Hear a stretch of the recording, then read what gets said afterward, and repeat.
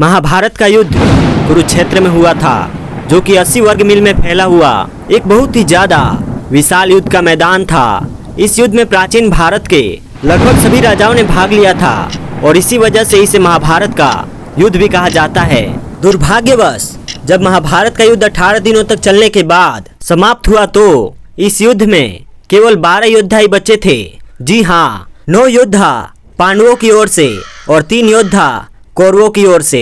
महाभारत के युद्ध में फ्रेंड्स करीब 16 करोड़ से अधिक योद्धाओं ने अपनी जान गंवा दी थी। सिर्फ इतना ही नहीं, महाभारत जैसे भयंकर युद्ध के 36 वर्षों बाद साम्राज्य ब्रज और अंधक के बीच में एक और युद्ध हुआ।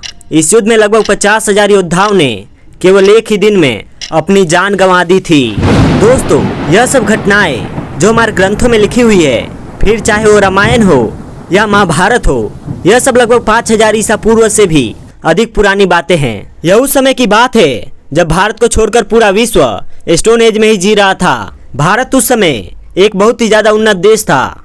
उस समय के योद्धा गदा, तलवार, तीर, कमान इस प्रकार के हथियारों का उपयोग करते थे। केवल इतना ही नहीं, सबसे ज्यादा रोचक बात तो यह है कि हमारे ग्रंथों जैसे कि रामायण और महाभारत में दिव्य अस्त्रों के उपयोग के बारे में बताया गया है। उन कहानियों में, उन कथाओं में ऐसे विध्वंसकारी और बहुत ज्यादा शक्तिशाली अस्त्रों का उपयोग देखने को मिलता है, जिसे जो योद्धा थे वो कुछ मंत्रों के उच्चारण से ही जगा लेते थे।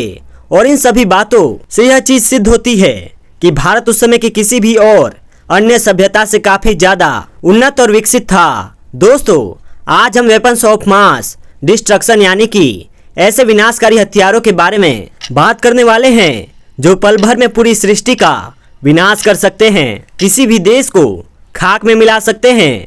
जैसे कि आपको पता है कि पहला परमाणु बम सन 1945 में ट्रिनिटी में टेस्ट किया गया था और उसके ठीक बाद अमेरिका ने हिरोशिमा और नागासाकी में 2 परमाणु बम गिराए, जिसका विनाश हम सभी जानते हैं।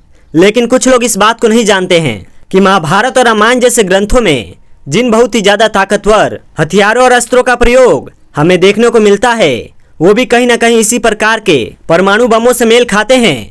अस्त्र यानी कि वो दिव्य हथियार जिन्हें मंत्रों से बुलाया जाता था और किसी न किसी माध्यम से चलाया जाता था, जैसे कि किसी बाण की मदद से। इस प्रकार के अस्त्र हाथ से नहीं बल्कि संकल्प और ईश्वर की इच्छा की वजह से काम करते थे। कहा जाता है कि इस प्रकार के दिव्य अस्त्रों को बुलाने के लिए शारीरिक ताकत नहीं बल्कि मानसिक ताकत की जरूरत होती थी। बहुत ही ज्यादा ध्यान केंद्रित मानसिक ताकत की जरूरत होती थी। लेकिन अगर इन अस्त्रों को गलत तरीके से बुलाया जाए या गलत मंत्र उच्चारण कर लिए जाए या फिर किसी गलत लक्ष्य पर चलाया जाए तो यह अस्त्र बहुत ज्यादा विनाशकारी भी साबित हो सकते थे।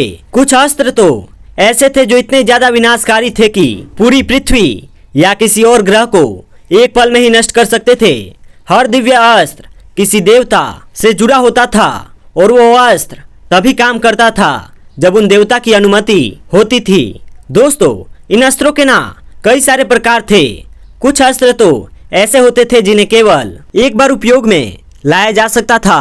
कुछ अस्त्र तो ऐसे थे जो एक बार उपयोग करने के बाद वापस भी लौट आते थे और कई तो ऐसे होते थे जिन्हें कई बार उपयोग में लाया जा सकता था। दोस्तों, यह जो अस्त्र होते थे यह इतने ज्यादा सटीक और शक्तिशाली होते थे कि यह शारीरिक के बजाय मानसिक रूप से भी हानि पहुंचा सकते थे, जैसे कि भ्रम पैदा करना, व्यक्ति को बेहोश में डालना या पूरी सेना को नींद में डाल देना। यानी एक बाण से पूरी सेना को गहरी निंद्रा में सुला देना।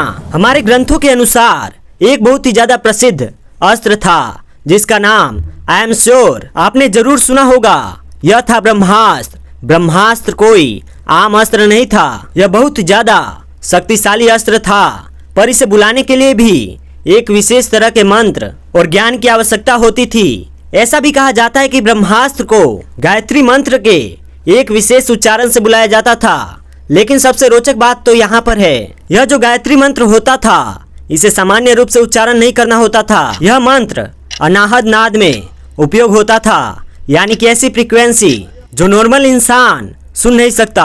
आम इंसान इस फ्रीक्वेंसी को नहीं सुन सकते। दोस्तों, इस प्रकार की जो फ्रीक्वेंसी या ध्वनि होती है इसे केवल साधक या फिर कोई विशेष मनुष्य ही सुन सकता है और यही कारण है कि ब्रह्मास्त्र का ज्ञान सबको प्राप्त नहीं होता था। ब्रह्मास्त्र एक ऐसा अस्त्र था जिसे केवल वही व्यक्ति प्राप्त कर सकता था जिसके पास बहुत उच्च कोटि की मानसिक शक्ति हो।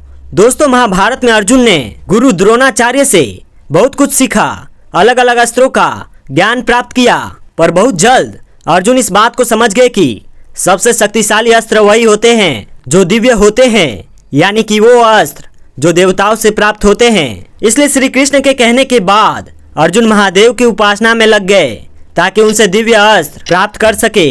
लेकिन इन दिव्य अस्त्रों की बहुत विशेष बात होती थी। यह अस्त्र केवल तभी काम करते थे जब उस अस्त्र को देने वाले देवताओं की अनुमति होती थी। यदि अस्त्र चलाया जाए और देवता की अनुमति नहीं हो तो यह अस्त्र निष्क्रिय हो जाते थे या फिर चारों ओर तबाही फैला देते थे। एक उदाहरण के लिए ब्रह्मशिरा अस्त्र, जो कि इतना शक्तिशाली था कि अगर उसे ठीक रूप से उपयोग नहीं किया गया या फिर किसी गलत हाथों में चला गया तो वह पूरी सृष्टि का विनाश कर सकता था। इसलिए दोस्तों, इस प्रकार के बहुत ही ज्यादा दिव्य और शक्तिशाली अस्त्रों को केवल ऐसे ही लोगों को सौंपा जाता था जो इसे संभालने के योग्य होते थे। महाभारत युद्ध के बाद इस प्रकार के दिव्य अस्त्रों का उपयोग बहुत ज्यादा सीमित हो गया। बहुत कम ही योद्धा ऐसे थे जो इस प्रकार के अस्त्रों का उपयोग जानते थे, जिसमें से लगभग सभी योद्धा महाभारत के युद्ध में मारे गए थे। महाभारत युद्ध के बाद अर्जुन और अश्वत्थामा ही केवल ऐसे योद्धा बचे थे जो ब्रह्मास्त्र का उपयोग जानते थे और इस प्रकार के बहुत सारे दिव्य अस्त्रों का ज्ञान था उन्हें। लेकिन अर्जुन ने इस बात को बहुत अच्छे तरीके से समझा कि कलयुग के शुरुआत में पाप इतने चरम पर होगा कि किसी भी व्यक्ति को इस प्रकार के अस्त्रों का ज्ञान देना ठीक नहीं है। इसलिए अर्जुन ने इस प्रकार के दिव्य अस्त्रों का ज्ञान केवल अपने तक ही सीमित रखा और दूसरी ओर अश्वत्थामा भगवान कृष्ण द्वारा दिए गए श्राप की वजह से इस प्रकार के अस्त्रों का ज्ञान ही भूल गए और शायद यही कारण है कि दिव्य अस्त्रों का ज्ञान वही समाप्त हो गया और आगे आने वाली पीढ़ियों पर नहीं पहुंच पाया।